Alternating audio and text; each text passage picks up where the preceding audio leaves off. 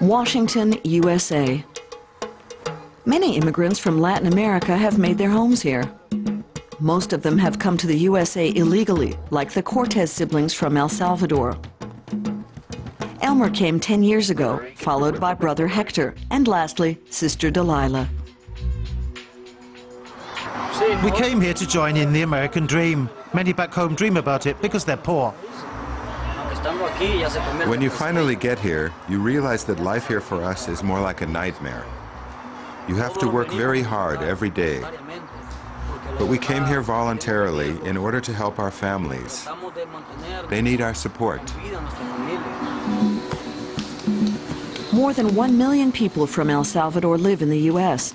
Dalila and her brothers are among the luckier ones. They have their residence and work permits, so they can now work here legally, at least for the time being. Like so many other immigrants, they have not received the treasured green card.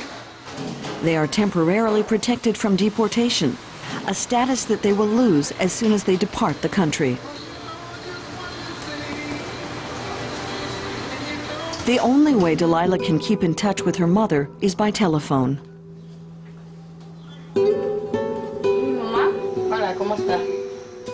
Ana and Julio Cortez live in a small, isolated village. Their elder children send them $200 per month from Washington. 1/3 of the families here live from the money sent to them from relatives in foreign countries. Julio proudly shows us his acquisitions. This is the kitchen with all of our new things.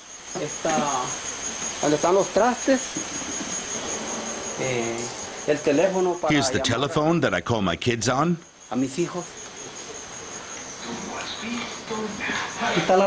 And this is the refrigerator.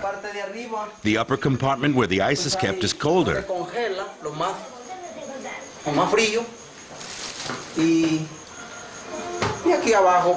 The lower one is not as cold.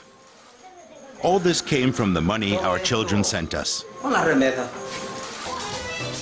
Entire communities in South America owe their livelihoods to the money sent from abroad by migrants.